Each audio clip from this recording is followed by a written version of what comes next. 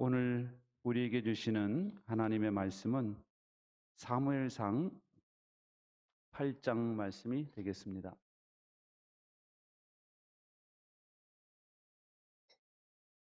사무엘상 8장 4절부터 9절 말씀이 되겠습니다.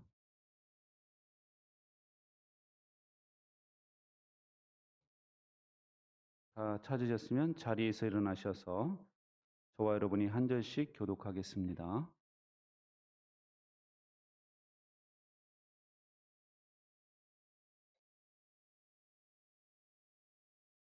그래서 이스라엘의 모든 장로가 모여서 라마로 사무엘을 찾아갔다.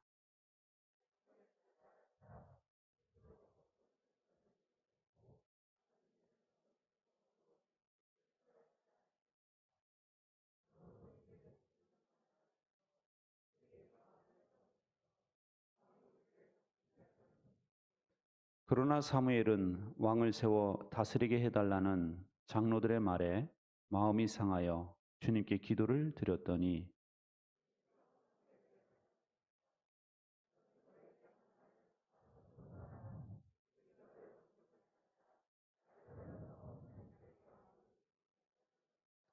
그들은 내가 이집트에서 데리고 올라온 날부터 오늘까지 하는 일마다 그렇게 하여 나를 버리고 다른 신들을 섬기더니 너에게도 그렇게 하고 있다.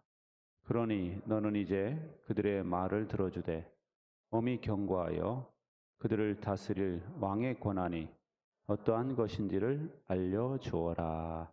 아멘. 자리에 앉으세요. 성경에 보면 이런 것이 왜 문제가 될까 의아하게 생각될 때가 있습니다. 오늘 본문도 그런 내용 중에 하나인데요. 왕을 세우자는 겁니다. 우리도 이방 나라들처럼 저 블레셋, 모압, 암몬 이런 나라들처럼 우리도 왕을 세웁시다 하고 이야기를 하는 것입니다. 그 이유가 있어요. 사무엘이 사사 역할을 참 잘했지만 이제 늙었다는 거예요. 그리고 당신의 아들들은 당신과 같지 않다. 사무엘은 참 정직하게 올바르게 사사 역할을 했는데 이 아들들은 뇌물을 받고 재판을 엉망으로 하고 있었던 것이죠. 그러니까 백성들이 그 이유를 대면서 우리도 이방 나라들처럼 왕을 세웁시다 하고 말하는 것입니다. 이 말을 들은 사무엘이 마음이 상했어요. 자기 아들들을 인정하지 않아서가 아닙니다. 이 백성들의 말은 바로 하나님을 배반하는 말이었기 때문에 그렇죠. 하나님을 인정하지 않겠다는 겁니다. 이제 왕으로 하나님이 아니라 인간 왕이 다스리는 나라가 되게 하겠다. 이렇게 말하고 있는 거예요. 그래서 하나님께서도 말씀하시죠. 그들이 너를 버린 것이 아니라 나를 버려서 자기들의 왕이 되지 못하게 한 것이다. 이렇게 말씀하십니다. 근데 사실 이들의 요구는요, 신학적으로 문제가 많은 요구였습니다. 이들은 출애굽기 19장에 보면은 시내산 언약을 맺었거든요. 하나님 앞에서. 그래서 하나님과 계약을 맺고 거룩한 나라가 된 거예요. 이 거룩하다라는 것은 구별되다라는 의미가 있어요. 세상과는 구별된 전혀 다른 나라를 만들기로 하나님과 이미 언약을 한 겁니다. 그래서 이들은 거룩한 백성이 되고 거룩한 나라가 되고 제사장 나라가 되고 이런 하나님의 계획이 있었어요. 이들도 다 동의를 했거든요. 그래서 이들이 만든 나라는 이방 사람들처럼 인간이 왕이 아니라 하나님이 왕이 되시는 나라, 신정 통치의 나라를 만들기로 한 거예요. 그래서 이스라엘을 샘플로 해서 전 세계가 하나님을 알게 되는 그런 역사가 있기를 하나님은 계획을 세우신 겁니다. 그래서 먼저 이스라엘을 선택하신 거예요. 그런데 이스라엘 백성들이 지금 뭐라고 말하느냐면은 우리 거룩한 나라 싫다는 겁니다. 이방 나라들처럼 하나님을 믿지 않는 나라들처럼 우리도 왕을 세우자라고 이야기를 하는 거예요. 이제는 하나님이 없는 나라들처럼 평범한 나라로 돌아가겠다라고 이야기를 하는 것입니다. 그리고 이 왕을 요구하는 것은 하나님을 거부하는 거예요. 그동안에 이스라엘의 왕은 하나님이셨습니다. 하나님이 통치하시는 나라, 하나님의 말씀이 법이 되는 나라였어요. 그런데 이제 왕이 세워지잖아요. 그러면 법이 하나님의 말씀이 아니라 누구의 말씀이 법이 돼요? 왕의 말이 법이 되는 거죠. 그래서 이제는 하나님의 다스리심을 거부하고 우리도 왕복을 입고 왕관을 쓰고 백마를 탄 왕이 우리를 다스리도록 합시다 하고 이야기를 하는 것입니다. 20절에 보면 이런 말도 합니다. 우리도 모든 이방 나라들처럼 우리의 왕이 우리를 다스리며 그 왕이 우리를 이끌고 나가서 전쟁에서 싸워야 할 것입니다. 여러분, 이 말은요, 참 위험한 말이에요. 왜냐하면은 우리의 재산과 평안을 하나님이 지키시는 게 아니라 누가 지킨다고요? 왕이 지킨다는 거예요, 왕이. 그래서 우리나라의 군대 총사령관은 이제 하나님이 아니시고 왕이 되어야 합니다. 라고 이야기하는 것입니다. 얼마 전까지만 해도 블레셋이 이스라엘을 침입했을 때 하나님께서 어떻게 하셨습니까? 천둥 소리를 내셔가지고 블레셋 군대가 겁에 질려가지고 후퇴하게 하셨죠. 그래서 이스라엘 백성들이 큰 승리를 거두게 하셨잖아요. 이 모든 은혜를 다 잊어버리고 여리고성을 어떻게 점령했습니까? 하나님의 방법대로 했을 때 무너졌잖아요. 그렇죠? 하나님의 말씀대로 했을 때 요단강이 멈추고 수많은 기적을 체험한 사람들이 이제 와서 하나님은 비키시고 인간을 왕으로 세워야 되겠습니다. 라고 이야기를 하는 것입니다.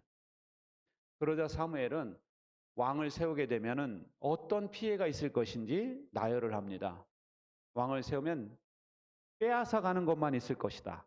너희들의 아들들을 데려다가 군인으로 삼고 너희들의 딸을 데려다가 시녀로 삼고 그리고 너희들의 소산물을 착취할 것이고 거기다 세금을 내게 할 것이다. 그래서 나중에는 너희들이 세우자가 왕 때문에 부르짖을 것이다. 그러나 내가 그때는 너에게 응답하지 않을 것이다. 이렇게 경고를 하세요. 그런데도 이스라엘 백성들이 그래도 우리는 왕을 세워야 되겠나이다. 이렇게 이야기를 합니다. 그래서 결국 왕이 세워지게 되는데요. 여러분, 이스라엘의 역사를 보세요. 성경책을 보면은 왕정 시대가 450년에 걸쳐서 왕이 다스리는 시대가 펼쳐집니다. 남과 북으로 갈렸죠. 남유다, 북이스라엘. 그래서 각각 왕이 세워졌는데요. 이 450년 동안 41명의 왕이 통치를 합니다. 41명. 그런데 그들 가운데 왕 중에 하나님을 섬긴 왕이 몇 명이냐? 11명이에요. 11명 중에서 나중에 하나님을 배반한 사람들이 7명. 그러니까 끝까지 하나님을 섬긴 사람은 몇 명이다? 4명에 불과했다. 450년 동안. 그러니까 왕들이 있잖아요. 하나님을 섬기게 하는 게 아니라 오히려 우상을 섬기게 막 강요를 하죠. 그래서 경건한 사람들이 왕 때문에 하나님을 못 섬겨요. 왕이 우상을 섬겨. 그렇지 않으면 다 죽여버릴 거야. 막 이러니까. 그래서 하나님의 경고대로 이 성경책을 보면은 왕들이 백성들을 착취하고 심지어는 죽이기까지 하는 거예요. 여러분, 아합 왕을 보세요. 아합 왕이 나봇의 포도원이 탐나가지고 그 포도원을 나에게 팔아라 라고 이야기합니다. 근데 이스라엘의 법은, 하나님의 법은 토지는 팔지 못하게 했어요. 하나님의 것이라고. 나봇이 경건한 사람이라 저는 왕의 명령에 순종할 수 없습니다. 그러거든요. 그러자 아합 왕이 집에 와서 이세벨 왕비에게 이야기하죠. 그러자 이세벨이 아이고 그러고도 왕이냐 당신이? 그러더니 다 이렇게 편지를 쓰는 거예요. 어디다가. 그러더니 도장 쾅 찍어가지고 갖다 줘 그러는 거예요. 그러니까 그걸 따가닥 가지고 그걸 딱 그 장로들에게 가져다 주니까 알았어. 그러더니 나봇을 잡아오라는 거예요, 갑자기. 그러더니 건달 2명을 증인으로 세워가지고 저놈이 왕과 하나님을 저주했습니다. 제가 들었습니다. 라고 거짓 증언을 하는 거예요. 그러자 장로들이 저놈은 돌에 쳐 죽여라. 땅땅땅 해가지고 끌고 나가가지고 돌에 맞아 죽게 만들거든요. 그러고 이제 이세벨이 그러죠. 나봇이 죽었으니 그 포도원을 가지십시오. 이 여자 참 쿨하죠? 네 가지가 없이 쿨해. 왕이 그런 짓을 합니다. 그리고요, 다윗이라는 사람도 보세요. 신앙이 좋다고 우리가 생각하지만 다윗이 어떻게 합니까? 목욕하는 밧세바 모습을 보고 자기 아내로 삼아버려요. 그리고 그의 남편은 전쟁터에 최전방에 내보내서 죽여버립니다. 그게 왕의 지위를 이용한 거예요. 하나님께서는 그걸 다 아신 겁니다.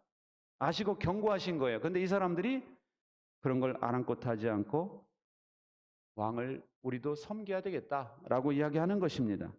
여러분, 전능하신 하나님을 버리고 자기 안에 죄성도 다스리지 못하는 왕을 의지한다는 것이 얼마나 어리석은 일입니까, 여러분? 모든 세계를 다스리시는 하나님을 버리고 자기 마음 하나 다스리지 못하는 왕을 섬긴다는 것이 얼마나 어리석은 일이냐 하는 거예요.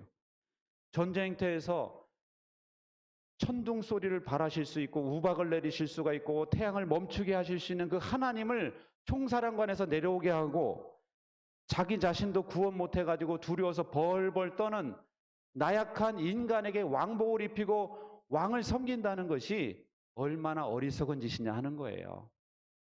여러분, 우리도 마찬가지예요. 이스라엘 백성들이 어리석다고 합니다. 그렇지만 우리도 어느 날 어느 순간부터 이스라엘 백성들과 같은 어리석은 짓을 할 확률이 높아요. 인생의 어느 순간부터 하나님을 의지하지 않고 다른 사람을 더 의지하는 것이 바로 어리석은 거예요. 여러분, 우리 주변에 좋은 사람들이 있는 것은 축복이에요. 성격도 좋고 나와 맞는 사람들이 주변에 있다는 것은 축복입니다. 그런데 그 좋은 사람들을 하나님보다 더 의지하면은 그것은 복이 아니라 재앙이 되는 거예요. 그들과 있는 것이 하나님께 예배하는 것보다 더 좋아요. 그러면 그거는 재앙이 되는 겁니다. 여러분, 내게 물질이 있는 것은 좋은 일이에요. 그런데 그 물질을 벌겠다고 예배도 양보하고 기도 시간도 양보하고 모든 마음을 다 양보하고 오로지 물질 버는 데만 모든 것을 빼앗기고 있다면 그것은 어리석은 짓이다 라는 것입니다.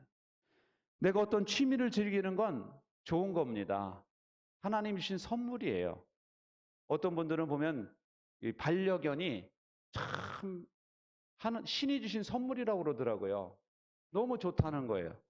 말도 잘 듣지, 즐거움을 주지, 나만 좋아하지, 막 꼬리를 살살 흔들고 그러니까 너무 좋은 겁니다. 여러분, 꽃을 가꾸건, 동물을 키우건 취미가 있는 건 좋은 거예요. 그런데 어느 순간부터 이 취미가 하나님보다 더 좋아. 얘랑 보내는 시간이 예배 시간보다 더 즐거워.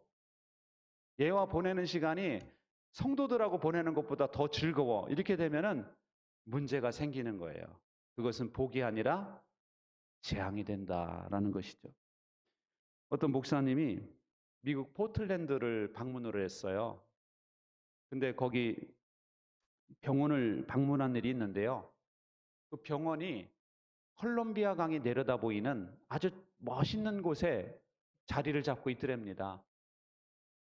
그래서 그 교목이 이제 한국 사람인데 그 사람의 설명을 들어보니까 이 경치가 좋은 곳, 그 콜롬비아 강이 내려다 보이는 그 경치 좋은 곳에는 누가 위치하고 있느냐? 중환자실을 배치했더라는 거예요. 중환자실. 걸을 수도 없고 어떻게 뭐 누굴 만날 수도 없는 사람들에게 가장 좋은 자리를 배치해 가지고 그 사람들이 좋은 경치를 감상하게 했고 직원들과 의사들은 강 반대편에 경치가 별로 안 좋은 곳에 다 위치하고 있더라는 겁니다. 그래서 그분이 목사님이 그때 깨달은 게 있었대요. 아, 좋은 믿음이라는 것이 이런 것이구나. 가장 좋은 자리에다 하나님을 모시는 것이 좋은 믿음이구나라는 걸 깨달았다는 거예요. 여러분, 우리 주님께 좋은 자리를 내어드리는 믿음이 되시기 바랍니다. 주님의 날이 주일이잖아요. 이 주님의 날, 주일을 위해서는요, 지키기 위해서는 평일날 삶을 여러분이 잘 사셔야 돼요. 그래서 평일날 미리 준비를 잘 하시고 하나님을 믿는 사람답게 살다가 토요일에는 미리 일찍 샤워를 쫙 하고 주무세요. 샤워를 안 하면 자꾸 깹니다. 팔이 모기들이 막 달려들잖아요. 그러니까 샤워를 탁 하고 개운하게 준비해서 일찍 탁 잠이 들으셔야 돼요. 그래야지 주일날 개운한 마음으로 나와서 예배를 드리지, 잠을 설치면 예배 앉아 있으면 졸기 딱 좋아요. 시원하지. 저 신동인 목사 설교는 뭐 이렇게 그냥 뭐 이게 없고 그냥 이렇게 잔잔하지. 그러니까 얼마나 자장거처럼 들리겠습니까? 그래요? 아, 역시 이 똑똑한 사람 아니라고 하는 거예요. 그래서 준비를 미리 탁 하고 주일날 오셔서 이 시간을 가장 좋은 시간, 좋은 마음 자세로, 좋은 컨디션으로, 좋은 옷을 입고 가장 좋은 감정을 가지고 예배에 임하셔야 돼요. 그렇지 않고 되는 대로 살다가 가면은요, 토요일날 막 스트레스 받는 전화 받고 막 거래처랑 막 싸우고 집에 왔더니 또 마누라랑 뭐 싸우고 막 이러다가 주일날 오면은요, 은혜가 안 돼, 은혜가. 그리고 괜히 나보고 그러는 거예요. 설교도 되게 못하네. 왜 나를 잠들게 만들어? 그러면서 나한테 뭐라 그러는, 그런 분은 없어요, 아직은. 근데 여러분의 마음 자세가 중요하다는 거예요. 하나님을 좋은 자리에 들이시려면 예배, 주일날 이 예배를 가장 좋은 자리에 세팅을 해놓고 다른 걸 다 준비를 다 해놓으셔야지 이게 되는 거예요. 할렐루야. 중요한 일일수록 사람들의 마음, 의견을 물어봐야 돼요. 사람들에게 물어봐야지 됩니다. 그런데 최종의 권위는 누구에게 둬야 된다? 하나님께 두셔야 돼요. 저는 우리 아이들에게 이야기했어요. 연봉을 아무리 많이 주는 회사를 할지라도 예배를 못 드리면 가지 마라. 다른 사람들한테 물으면 가라 그럴 겁니다. 그런 좋은 직장을 왜? 근데 저는 미리 얘기를 했어요. 월급을 많이 줘도 예배 드리신 대로 가라. 네가 봉사하시는 대로 가라. 그게 더 가치가 있고 하나님을 마음 중심에 두는 일이기 때문에 그래요. 중요한 결정을 내리기 전에 하나님의 말씀과 조화를 이루는가를 보셔야 돼요. 이 사람들은 다 좋다고 그러는데 하나님의 말씀과 왠지 부조화야. 그러면 이걸 보류를 하실 줄 아셔야 돼요. 어디서 뭐 누가 하는 얘기 한번 탁 듣고 꽂혀가지고 그냥 책 한 권 읽고 꽂혀가지고 그러지 마세요. 주님의 말씀과 조화를 이루셔야 된다고요. 특별히 우리 마음의 중요한 자리에서 하나님을 밀어내지 않도록 주의하시기 바랍니다. 예레미야 17장에 보면 같이 읽어보겠습니다. 시작. 나 주에게서 마음을 멀리하고 오히려 사람을 의지하며 사람이 힘이 되어주려니 하고 믿는 자는 저주를 받을 것이다. 그는 황야에서 자라는 가시덤불 같아서 좋은 일이 오는 것을 볼 수 없을 것이다. 여러분, 이 말씀을 보세요. 아니 이게 저주받는다는 말을 우리 함부로 하지 않잖아요? 근데 이게 하나님이 직접 하신 말씀이에요.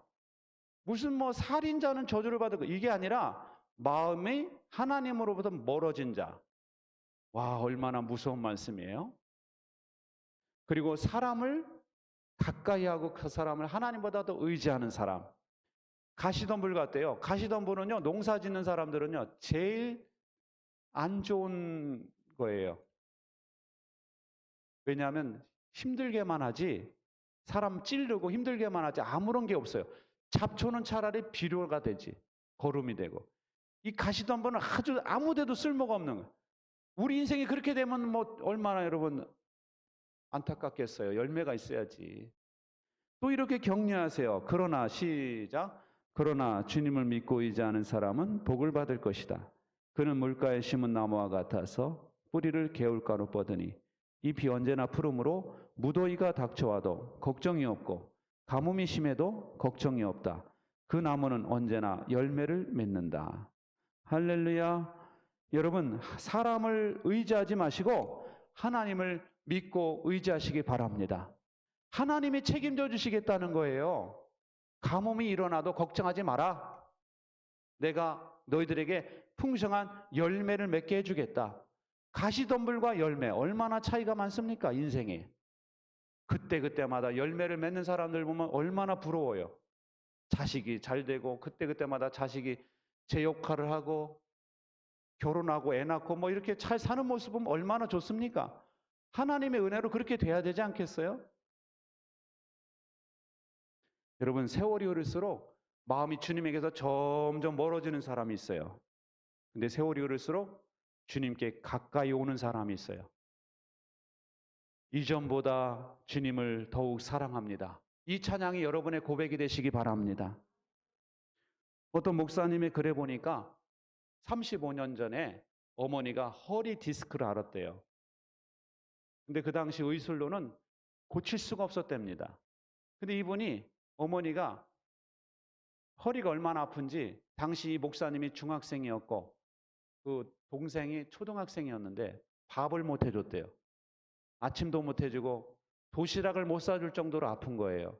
그래가지고 계속 진통제만 먹고 끙끙 앓다가 저녁 때 남편이 오면 남편이 식사를 준비해서 이제 아버지가 준비를 해가지고 식사를 하곤 했는데 어느 날 옆집에 있는 집사님이 전도를 했답니다. 그래서 우리 오산리 기도원 가서 한번 기도 한번 해봅시다. 그래가지고 이 몸이 아픈 분을 끌고 기도원을 가가지고 그냥 거기서 기도를 그냥 세게 한 거예요. 그냥 기도 그냥 이 하나님도 안 믿는 이 엄마를 데려다가 막 기도한 거예요. 그랬더니 좀 나아진 거예요. 그래서 집에 와서 식사를 준비할 수가 있게 됐고 빨래를 준비할 수가 있게 됐대요. 그리고 나서 지금까지 허리 때문에 병원을 안 갔답니다. 할렐루야. 여러분, 그 분의 아들이 이 목사님이 된 거예요. 그래서 지금 제주도에서 목회를 하거든요. 여러분, 어머니가 우리 아이들이 초등학교 중학생인데 도시락을 왜 싸주고 싶지 않았겠습니까? 그거 안 싸주면 걔들 수돗물로 배 채워야 돼. 그러니까 이 엄마가 그 아이를 싸주고 싶지 않았겠어요? 도와주고 싶어도 때로는 도울 수가 없는 연약한 존재가 바로 우리 인간이에요. 그 자녀 입장에서 엄마는 정말 모든 것이 되잖아요. 근데 그 모든 것이 되는 엄마가 때로는 이렇게 무기력하게 살 수밖에 없는 것이 우리 인생이다 라는 것입니다. 하지만 그때 우리가 손을 내밀어서 전능하신 하나님의 손을 붙잡으시기 바랍니다. 여러분, 하나님을 믿고 의지하면 허리가 펴지는 역사가 일어나요. 물론 디스크가 그 허리가 펴지는 역사가 일어나지만 제가 주변에서 보니까 너무나 경제적으로 어려웠을 때도 개인이건 나라건 하나님을 붙잡을 때 이 나라가 펴지는 역사가 일어날 줄로 믿습니다. 우리나라가 그랬어요. 여러분, 1950년 6.25 전쟁 때 사진을 봤어요. 저는 그때 안 태어났지만 사진을 보세요. 온전한 건물이 있습니까? 하나도 없어요. 서울에 다 무너졌고 그 앞에서 고아들이 우는 모습만 있습니다. 고아들이 됐어요. 남편 잃은 과부가 됐어요. 그런 나라가 선교사들이 들어와서 교회를 세우고 물자 공수해가지고 교회 오면 뭐 밀가루 나눠주고 여기 얻어드신 분들 계실 거예요. 권사님들. 그리고 그 구호 포장지로다가 옷을 만들어가지고 입었대요. 그랬더니 그 단어가 프레질, 깨지기 쉬우니 조심하라. 이 단어를 딱 박힌 걸 입었더라는 거야. 그래서 선교사가 깨달은 게 있대요. 아, 성도들이 깨지기 쉬우니까 목회를 참 조심해서 해야 된다는 거구나. 하나님의 음성으로 듣고 그 단어 우리나라 지금 한류가 유명하니까 이제 막 한글로다가 막 사람들 옷 입잖아요. 그러니까 새마을 뭐 체육대 뭐 이런 거 막 옷 입고 외국 사람들이 다니듯이 우리나라가 그랬다는 거예요. 그런 나라가 하나님을 믿잖아요. 여의도 광장에 그 몇십만이 모여가지고 집회하고 막 그랬잖아요. 교회들이 막 세워져 가지고 우리나라가 하나님을 찾기 시작하면서부터 이 나라의 허리가 펴졌어요. 할렐루야. 전 세계에서 절대 깔볼 수 없는 나라가 바로 우리 한국이 된 겁니다.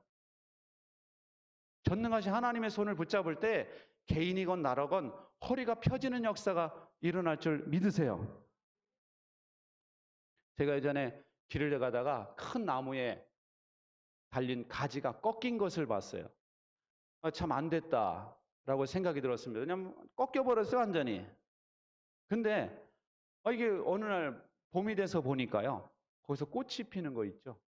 그랬더니 열매가 맺히는 거예요. 분명히 이거 꺾였거든요.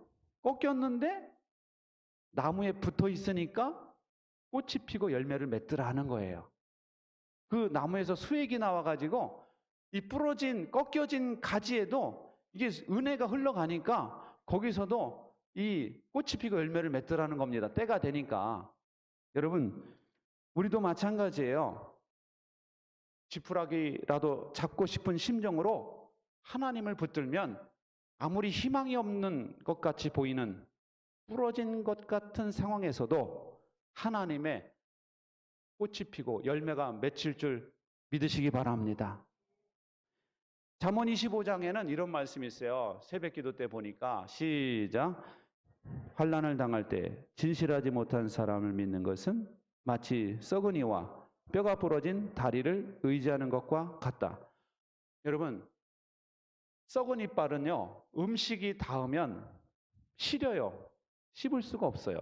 부러진 다리로는 걸을 수가 없죠. 마찬가지로 환난을 당할 때 진실하지 못한 사람이 그와 같다는 거예요. 절대로 믿을 수가 없다. 의지할 수가 없다는 겁니다. 그런데 여러분, 환난을 당할 때는요. 진실하지 못한 사람만이 아니라 내 자식도 의지할 수가 없어요. 그래요, 안 그래요? 지코가 석자예요. 내가 숨이 껄떡껄떡 하는데 내 자식이 병원비를 다 댄다고 한들 무슨 의미가 있겠습니까? 의미가 없어요.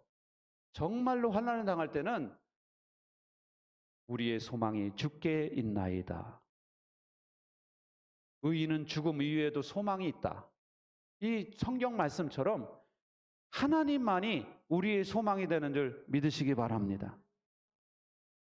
그래서 성경은 하나님을 경외하는 사람이 복이 있다 라고 말씀하는 거예요.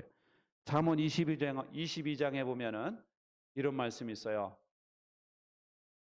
시작. 겸손한 사람과 주님을 경외하는 사람이 받을 보상은 재산과 영예와 장수이다.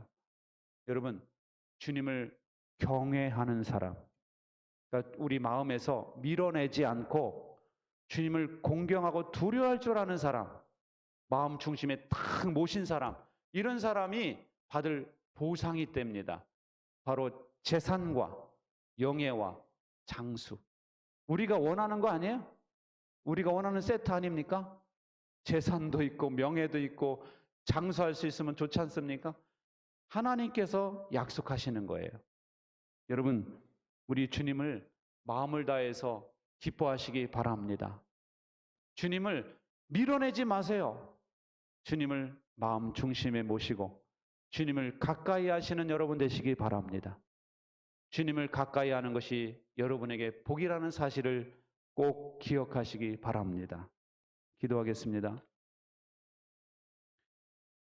존귀하신 하나님, 오늘도 저희들을 불러주시고 주님의 말씀으로 우리의 영혼을 새롭게 하시니 감사합니다. 하나님 아버지, 전능하신 하나님, 우리를 창조하신 하나님, 우리를 구원하신 하나님, 우리 하나님을 우리 마음의 왕좌에서 밀어내지 않게 하여 주옵소서. 우리 하나님만이 우리 인생의 목표요, 우리 인생의 참된 기쁨임을 우리가 깨닫게 하여 주시고 우리 하나님을 가까이하며 살아가는 저희들이 되게 하여 주시옵소서. 우리 모든 평안교회 성도들의 가정들마다 우리 하나님이 약속하신 재산과 영예와 장수의 복을 누릴 수 있도록 하나님께서 은혜를 내려 주옵소서. 우리 모두가 주님을 경외하는 사람들이 되게 하여 주옵소서. 예수님의 이름으로 간절히 기도하옵나이다. 아멘.